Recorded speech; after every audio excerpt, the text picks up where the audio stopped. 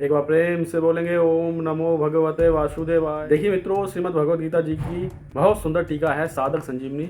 आज से शुरुआत करने जा रहे हैं। पहला श्लोक आज के वीडियो में पढ़ेंगे। पहले श्लोक से पूर्व साधक संजीवनी में श्री रामसुदास जी महाराज लिखते हैं कि पांडवों ने 12 वर्ष का वनवास और 1 वर्ष का अज्ञातवास समाप्त होने पर अपना आधा राज्य मांगा। तब दुर्योधन ने आधा राज्य तो क्या, सुई की नोक भर भी राज्य देने से मना कर दिया। दुर्योधन युद्ध चाहता था, अतः पांडवों ने माता कुंती की आज्ञा अनुसार युद्ध करना स्वीकार किया। इस प्रकार पांडवों और कौरवों में युद्ध होना सुनिश्चित हो गया और दोनों ओर युद्ध की तैयारी होने लगी। महर्षि वेदव्यास का धृतराष्ट्र पर बहुत ज्यादा स्नेह, उस स्नेह के कारण ही वेदव्यास जी ने धृतराष्ट्र से कहा कि युद्ध होना और उसमें क्षत्रियों का संहार होना अवश्यगामी है, इसे कोई नहीं टाल सकता है।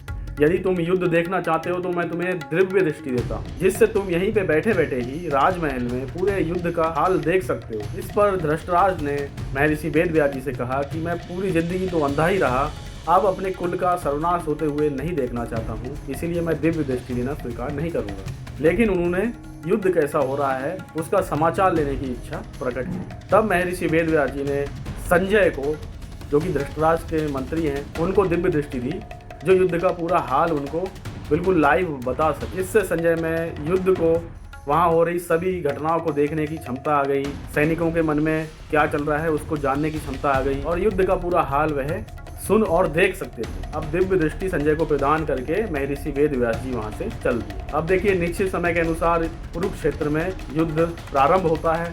10 दिन तक संजय युद्ध स्थल में ही रहे। जब पितामह भीष्म बाणों के द्वारा रथ से गिरा दिए गए और बाणों की सैया पे लिटा दिए गए, तब संजय हस्तिनापुर में आते हैं और धृतराष्ट्र को ये समाचार सुनाते हैं। धृतराष्ट्र ये समाचार सुन के बहुत ज्यादा दुखी होते हैं। फिर उन्होंने संजय से पूरा युद्ध सुनने की इच्छा प्रकट की। महाभारत के भीष्म पर्व के 24वें अध्याय तक संजय ने युद्ध संबंधी सारी बातें धृतराष्ट्र को बताई हैं और महाभारत के भीष्म पर्व के 25वें अध्याय में प्रारंभ में धृतराष्ट्र संजय से पूछते हैं कि हे संजय, धर्म क्षेत्रे कुरुक्षेत्रे समवेता युष्वा माम का पांडवा शैव किम कुर्वत संजय। हिंदी अर्थ है कि हे संजय, धर्म भूमि कुरुक्षेत्र में इकट्ठे हुए युद्ध की इच्छा वाले मेरे और पांडु के पुत्रों ने भी क्या किया। अब यहाँ पे देखिए व्याख्या मिलेगी श्री रामसुदास जी महाराज की, जो एक एक वर्ड को अलग अलग तरह से बताते हैं। धर्म क्षेत्र कुरुक्षेत्र के लिए महाराज जी व्याख्या करते हुए कहते हैं, कुरुक्षेत्र में देवताओं ने यज्ञ किया और ये महाराज कुरु की धर्म यज्ञ भूमि भी है। दैवीय कार्य संपन्न होने के कारण इस भूमि को धर्म क्षेत्र कहते हैं, यानी कि कुरुक्षेत्र के आगे धर्म क्षेत्र लगा दिया, तो इसीलिए धर्म क्षेत्र कुरुक्षेत्र कहा गया। तो महाराज जी कहते हैं कि संसार में 3 प्रकार की लड़ाइयाँ सर्वाधिक देखी गई हैं। भूमि के लिए, स्त्री के लिए और धन के लिए लड़ाइयाँ ज्यादा होती हैं, और ये लड़ाई जो है भूमि के लिए हो रही है, तो कुरुक्षेत्र नाम दिया गया है। धर्म क्षेत्र कुरुक्षेत्र के काफी ज्यादा अर्थ महाराज जी बताते हैं। फिर उसके आगे समवेता युष्वा है, वहाँ पे महाराज जी कहते हैं, राजाओं के बार बार संधि का प्रस्ताव भेजने पर भी दुर्योधन ने संधि का प्रस्ताव पांडवों से स्वीकार नहीं किया है।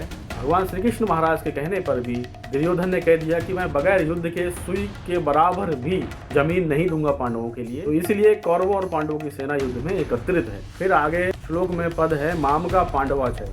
देखिए, पांडव धृतराष्ट्र को पिता के समान ही महत्व देते थे और उनकी आज्ञा को सिरोधार्य करते थे। लेकिन यहाँ पे देखिए धृतराष्ट्र ने माम का पांडवाचय इस पद का इस्तेमाल किया है, यानी उन्होंने पांडवों को अलग रख दिया कि मेरे और पांडु के पुत्रों में क्या हुआ। धृतराष्ट्र पक्षपात करते थे और अपने पुत्रों के प्रति उनका मोह ज्यादा था पांडवों की तुलना में। फिर आता है पद किम कुर्वत।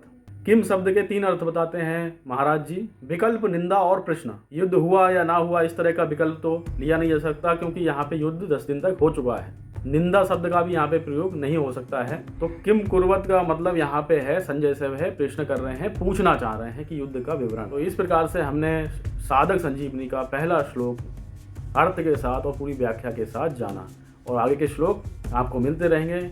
एक बार प्रेम से बोलेंगे ओम नमो भगवते वासुदेवाय।